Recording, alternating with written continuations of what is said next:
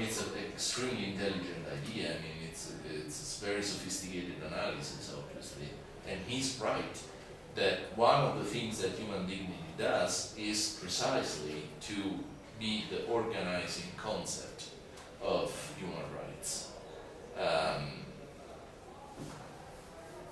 It's hard to make sense of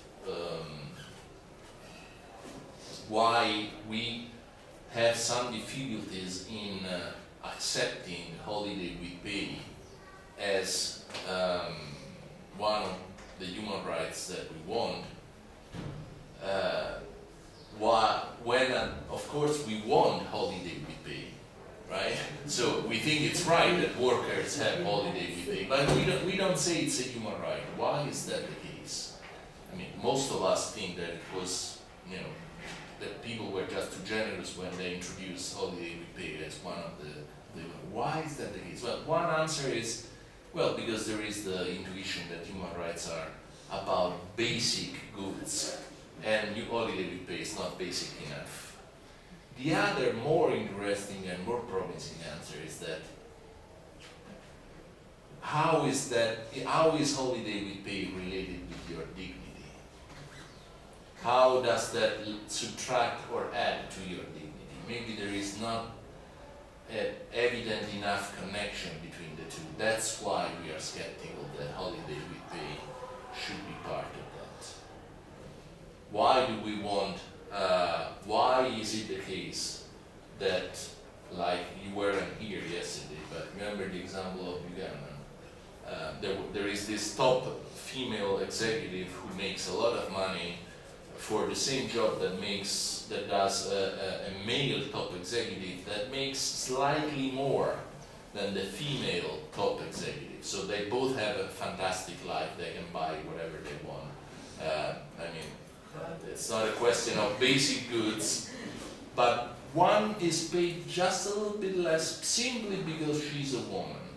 No? I mean, imagine, the paycheck of the woman that says, okay, minus $1,000 because you are a woman.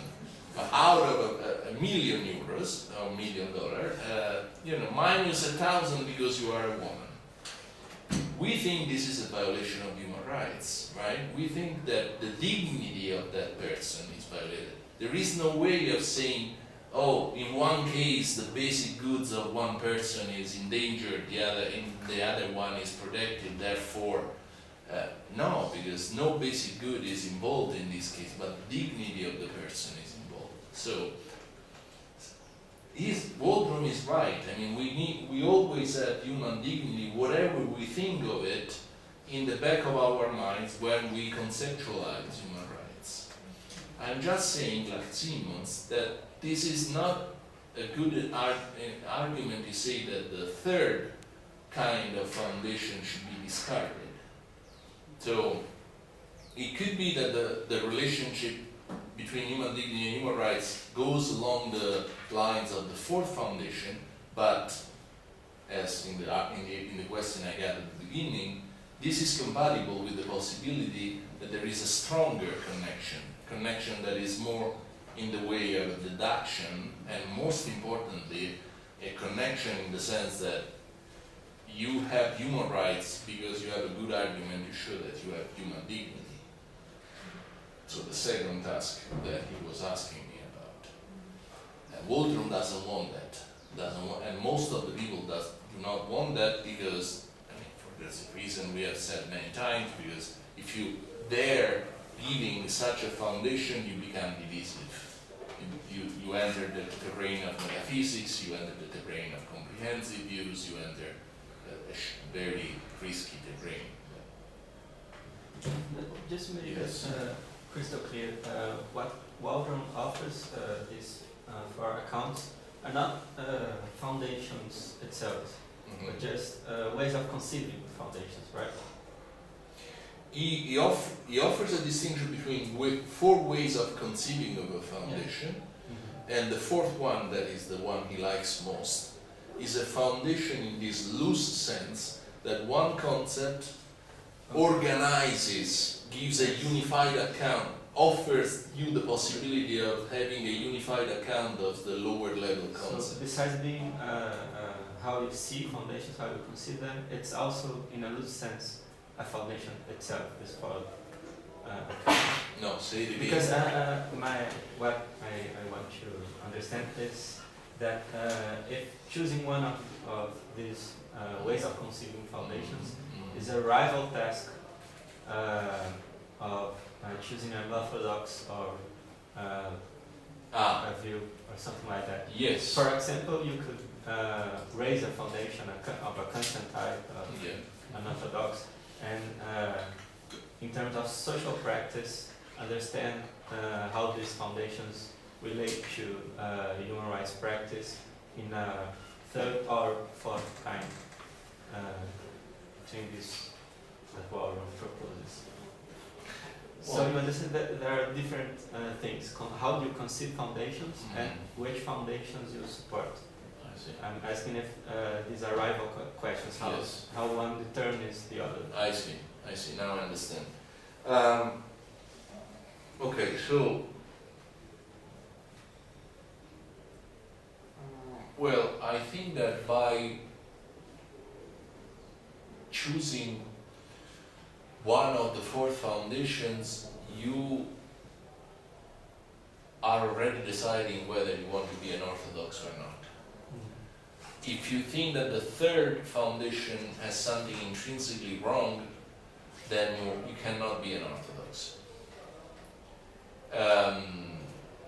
Because the other three foundations have nothing to do with orthodoxy, so to speak.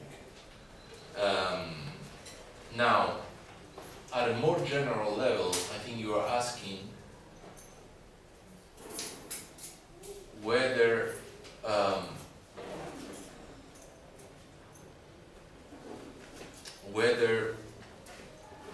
distinguishing these four different kinds of foundation already commits you to one of the three orientations that we distinguished yesterday. No, the answer is not, obviously, because I'm in perfect agreement with Waldron. Although I am an Orthodox, I'm in perfect agreement with Waldron that these are four different ways in which you can conceive of a foundation. So,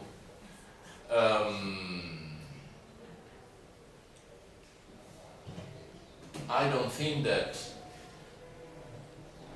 distinguishes these four different ways of doing a foundation commits you to anything.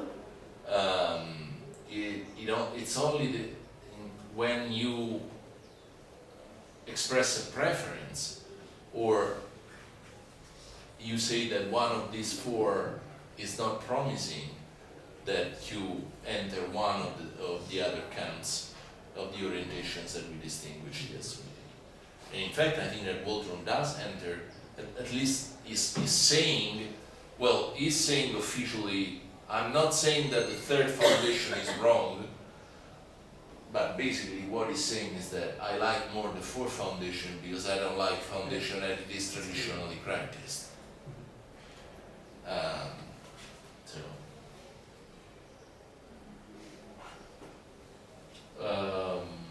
Alright, why don't we take a break at this point and then we move to Simon's reply to Walter. Stay alive, we will get over it, don't worry.